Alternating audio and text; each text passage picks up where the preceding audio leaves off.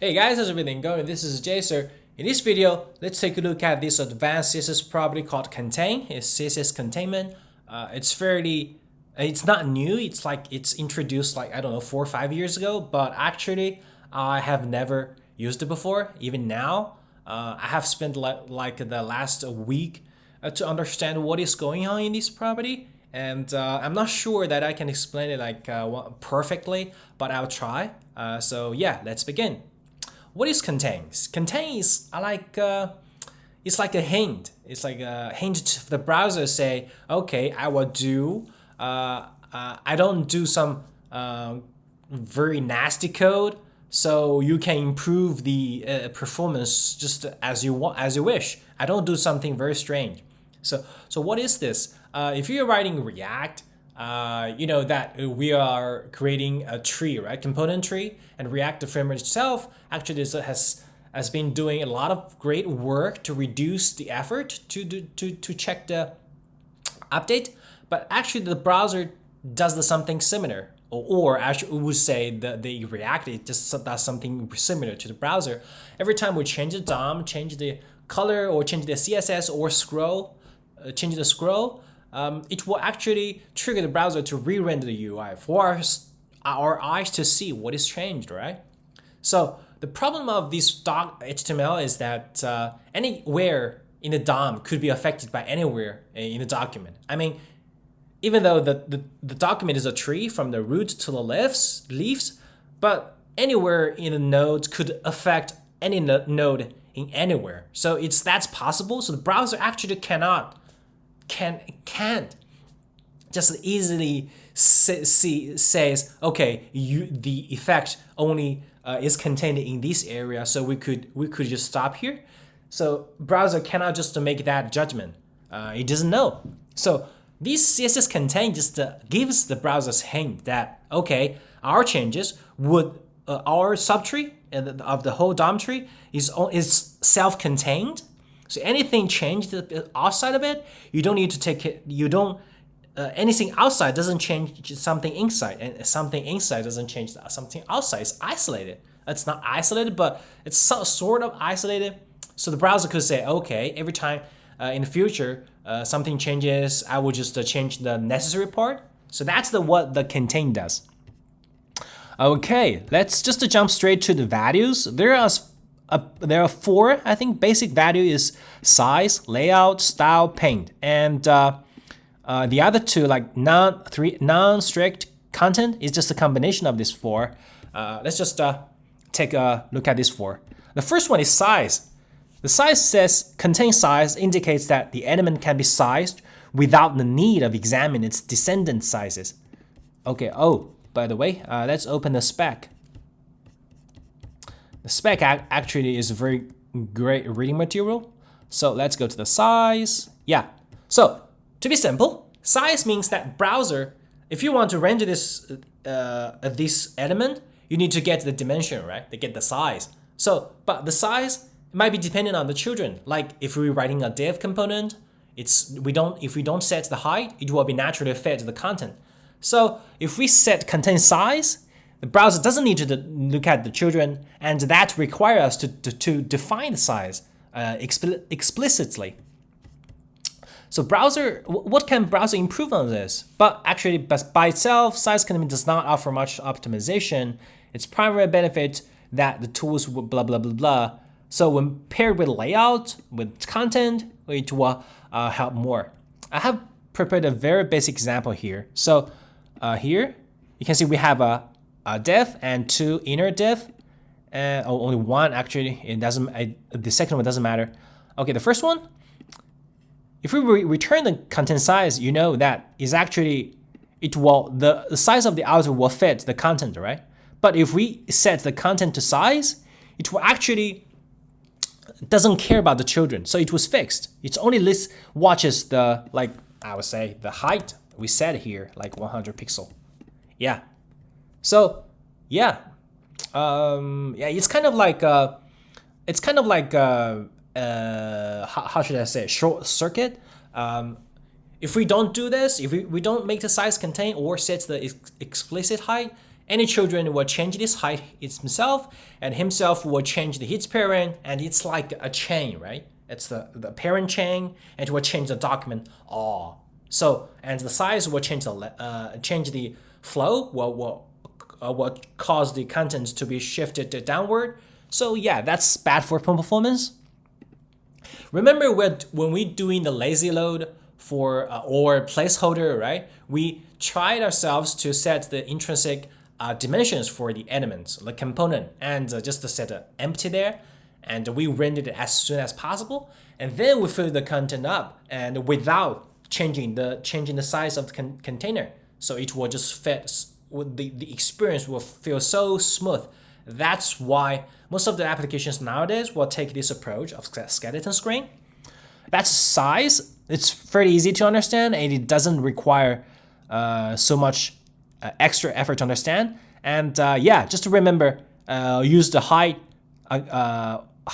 and width explicitly, and add this contain size. It will help the browser improve the performance. And the next one is layout. So what is layout containment? Well, remember I said that every time the DOM is changed, style changed, it will potentially affect any node in a document, right? So one of them is layout. Remember we have the property called position, right? It's position, absolute, relative. This kind of stuff's like intertwined with each other, with other elements. In the MDN, actually we have a very nice example about the float. At first glance, that you might think, how could the node affect any node in the DOM tree? Well, if we use the float, it will cause some problems. So this is a default. We have two article, and the image is float. So yeah, this issue is like forever. We need to clear the float, but nowadays we use flags or other kind of new technologies to fix this float issue. But anyway, if we use float, it will be something like this, right?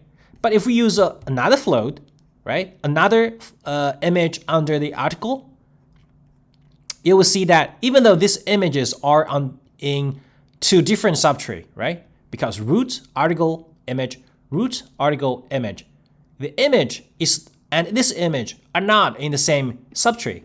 So, but they're using the same float left, and you can see that they are affecting each other because this image will be a float to the left, which will be affected to this first float, because that's how float works. It will be withdrawn from the normal flow, yes, causing this UI. So this is an example that the node could potentially affect any node in the DOM. So what does layout contain do? Yeah, if we add the float contain content, yeah, with layout, now the flow does not affect each other. Yeah, you will see that it will be placed in of this subtree. Let's open it.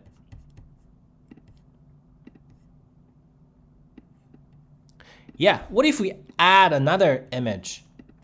Okay, I'll put it here. At 3. Yeah, it will be flowed to the left, but it's kind of like it's only relative like to the subtree here, right? Because this is contain. Yeah, it's contain content. If not, it would be something like this. And if we add another like some content and then an image as well again, yeah, it would be something like this. And it doesn't affect the other part, the other subtree. So yeah, that's how layout works. So what could be improved by this layout containment? Well, yeah, possible optimization. When lay out the page, the contents of the separate containment could be laid out in parallel. For example, in this, for here, before we use contain, the browser need to lay out the first part, this article first, right? Because the image in the second article would be dependent on the image in the first article. So you cannot do it parallel. Yeah, you need to do this first and then this one. But now with layout contain, yeah, because they don't affect each other, we could do them parallelly and then just glue them up. So this is layout, super cool, right? Okay, so the third one is style. While style is very tricky, you always think how styles affect each other. Actually, in the spec, we only cover two cases, which is the counter and the content. Actually, these two are not very familiar to me. I guess it would be same with you. For the counter, let's go to the test here.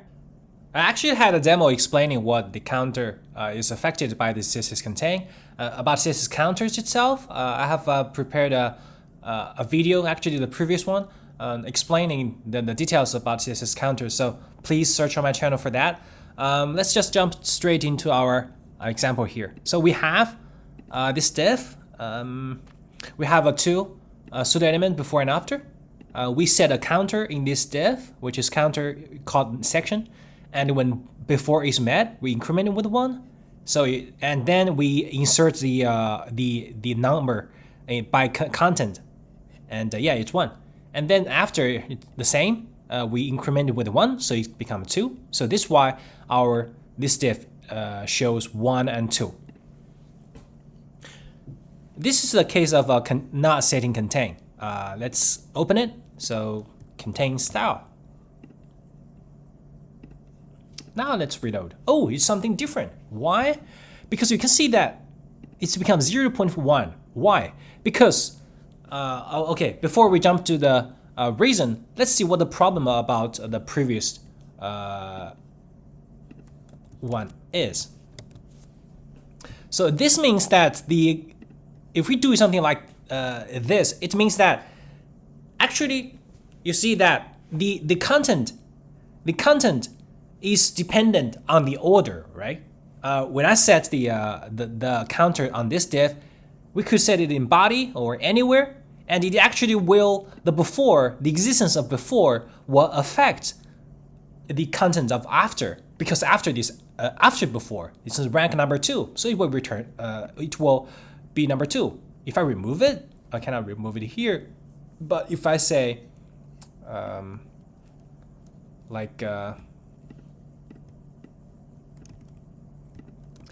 set to content to empty. Oh, I cannot. Okay, I'm sorry. It's already there. I cannot change it by I cannot change it from the console. Anyway, if I just set the not increment by before, it will be 0, 1. That means the changes in the before will affect the UI, the style of after. Right? So this causes a problem. If we take a look at the whole document, this means that the style could not be trusted anymore. Any style change could be affecting any style in any node. So we need a way to tell that the styles doesn't cause such connection. That's why the CSS Contain would help us. It will be 0.1, 0.2. Why? That's why, because when we will contain it, it will tell us that, okay, the counters within this document node will not affect something outside of this contain.